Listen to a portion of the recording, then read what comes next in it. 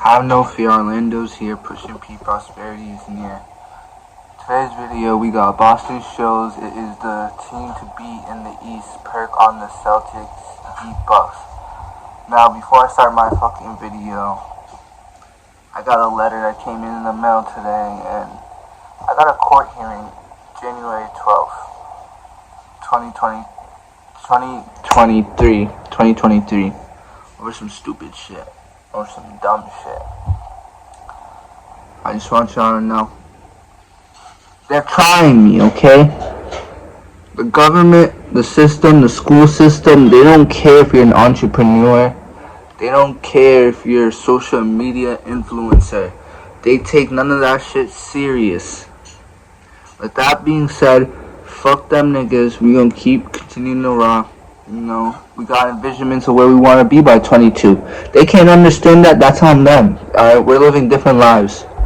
So, yeah, a whole fucking minute intro right there. But let's get into it.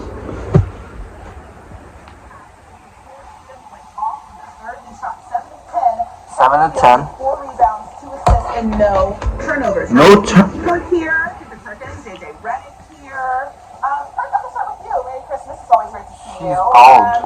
Do you think the Celtics have the most at stake this season? Hell yeah, they do. And if it's not them, then who is it? Look, when we look at the Boston Celtics, okay, and as a guy that played 8.5 years, them are the Warriors. Warriors gotta win it. City of champions, okay? Celtics gotta make it to the finals again. Don't come get me about Jason Tatum and Jaylen Brown. They're still young. They have a lot of time. We're not trying to get all that. This is a duo that has been to multiple conference finals. This is a duo that went to the NBA finals last year. This is a team that Brad Stevens went out and got pieces and added pieces like Malcolm Brogdon to this team.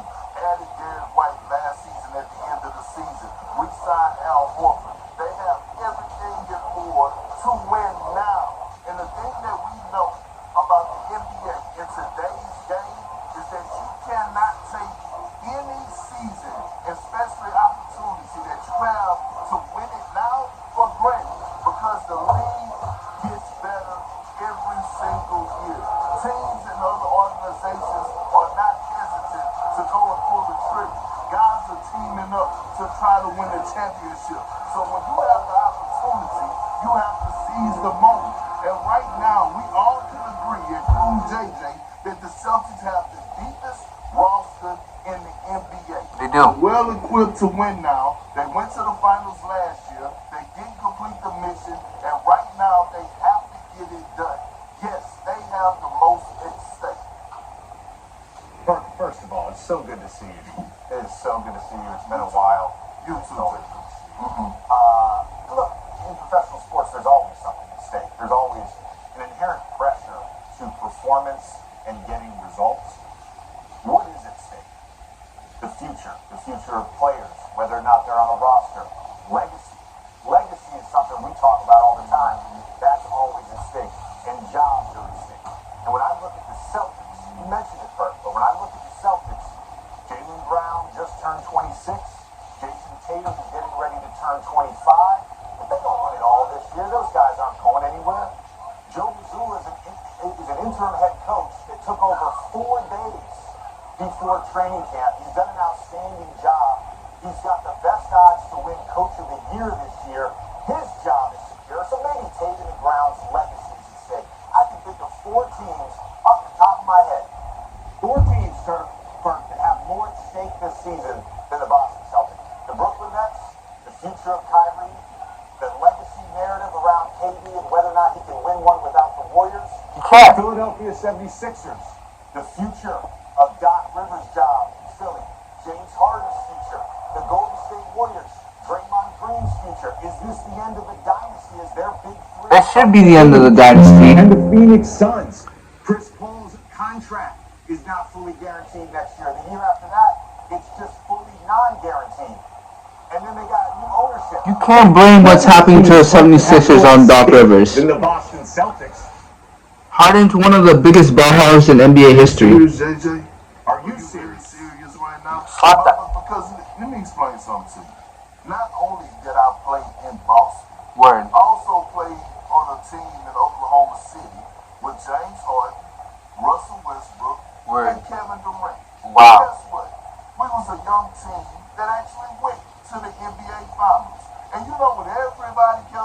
saying, oh, Kevin Durant is only 23 years of age. Russell Westbrook is only 22.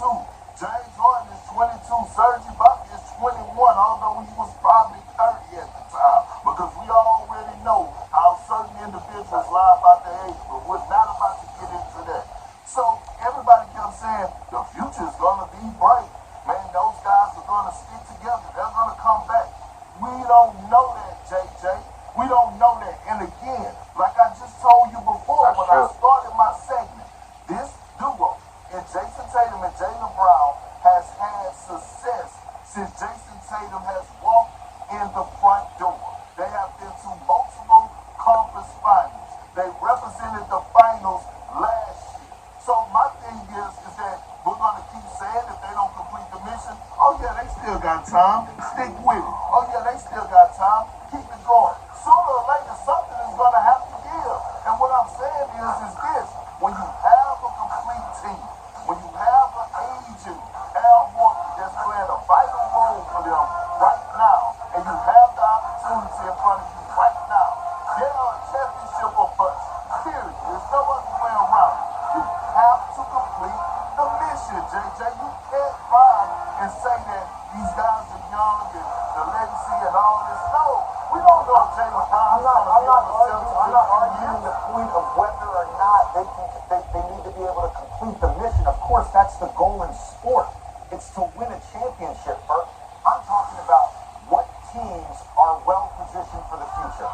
And you can make an argument that the Boston Celtics are probably in the top 3 of basketball organizations positioned for the future. I put the Memphis Grizzlies in there, and I put the New Orleans Pelicans in there. Those are the 3 teams looking forward. You mentioned Al Horford. Almost everyone else on that roster is in their mid-20s, early 20s. They are still going to be great no matter what. They've got a great ownership. They've got a great front office. They've got a great coach. Of course there's pressure. Of course there's something at stake. They have a long runway. That is my point. So all these other teams, all the things I talked about, legacy, future, jobs, there's a lot more at stake for all those other teams, Bert. Okay, let me ask you a question. I want to hear Being a veteran and have rookie guys that come in up under you, right? Young, like stars and guys that were capable of making all-star games and things to that nature, right? Never happened. In order to win a championship, you got to have sacrifice, okay? Malcolm Brogdon is doing what right now? He's sacrificing. Do you agree with me that Malcolm Brogdon is a starter in this league? Yes, I think he is. But he's accepting a lesser role right now to come in off the bench because he knows what's at stake for them winning the championship. Do you think he's going to continue to accept a lesser role in the future for the Celtics? I don't believe so. And so my point to you is this, JJ. When you're a bunch of young guys, right, no matter how much you want to win a championship, and I applaud the Boston Celtics right now for the sacrifices that these young guys are making, they still have individual goals that they want to accomplish. Grant Williamson get a contract extension next year. I think he's going to be one of the highest free agents on the market this upcoming season for his role players. So when I'm looking at it, I'm thinking to myself, okay, cool. If you don't get it done, I understand. We always preach don't play with a hidden agenda. But you cannot fault guys for wanting to add to their individual accolades. That's the reason James Harden left Oklahoma City, because he wanted his own team. He would have never got an opportunity to win an MVP if he would have stayed alongside Russell Westbrook and Kevin Durant. All I'm telling you is that no matter how young they are, you still have to take into account that these guys want success at an individual level. It's a valid point, and I'll go back to the OKC comment. They should have never traded Harden a year before his restricted agency. I still think that was a mistake. I thought it was a mistake at the time. On the Brogdon front, I'm not going to speak for Malcolm, but he has talked about how his priorities have shifted and how much he has enjoyed Boston. And I've seen multiple quotes from teammates, coaches, himself about him embracing this role. The reality is, if he wins Sixth Man of the Year this year and stars in the role, he's going to get a bag. He's going to get another bag at some point, and he'll be happy. So I About the coins! Brent Williams, yes, Man's better get a bag. lines up and offers him $25 million a year in restricted free agency. The Celtics will have to make a decision about whether or not to pay a severe luxury tax. All right, we're going to talk Celtics again later in the show. You guys don't go too far. Alright, see, that wasn't a bad video. How all these points were right, hella spot on. I'm happy with my Celtics.